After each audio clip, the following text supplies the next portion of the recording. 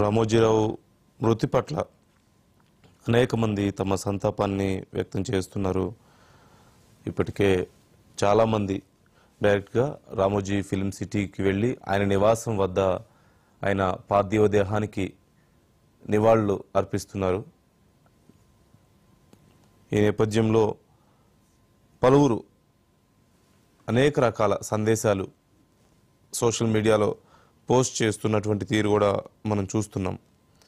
అశ్విని దత్ ప్రముఖ నిర్మాత, ఏ రంగంలో అయినా ఎలాంటి నేపథ్యం లేకపోయినా కష్టపడితే చాలు విజయం దక్కుతుంది అనే స్ఫూర్తిని నాలాంటి ఎంతోమందికి పంచిపెట్టిన రామోజీరావు జన్మధన్యం. తెలుగు కీర్తిని స్ఫూర్తిని ప్రపంచానికి చాటి చెప్పిన ఆయన మరణం ఈ దేశానికి, ముఖ్యంగా తెలుగు జాతికి తీరని లోటు అంటూ అశ్విని దత్ తన సంతాపాన్ని వ్యక్తం చేశారు. అలాగే నందమూరి బాలకృష్ణ రామోజీరావు మృతి పట్ల దిగ్భ్రాంతి వ్యక్తం చేశారు. తెలుగు పత్రికా రంగంలో రామోజీరావు మకుటం లేని మహారాజు. తెలుగులోనే కాదు, దేశ పత్రికా రంగంలోనే ఒక కొత్త ఒరవడిని సృష్టించారు అన్నారు. ఆయనది నిర్యాణం.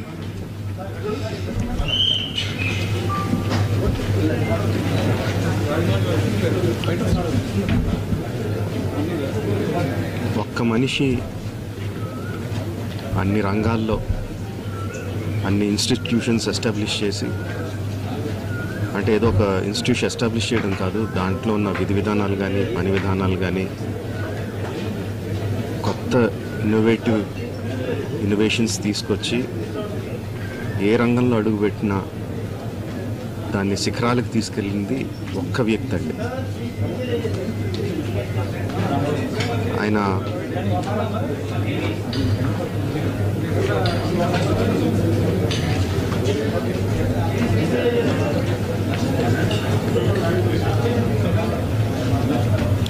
ఎంతోమందికి మార్గదర్శకంగా నిలిచారు, ఎంతోమందికి ఉపాధి కల్పించారు. అలాంటి వ్యక్తికి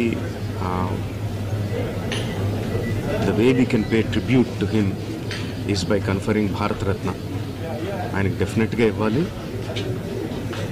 ఆయనకి ఇవ్వడం సముచితమని రెండు రాష్ట్ర ప్రభుత్వానికి కేంద్ర ప్రభుత్వానికి కూడా మనవి చేసుకుంటున్నానండి. Thank you.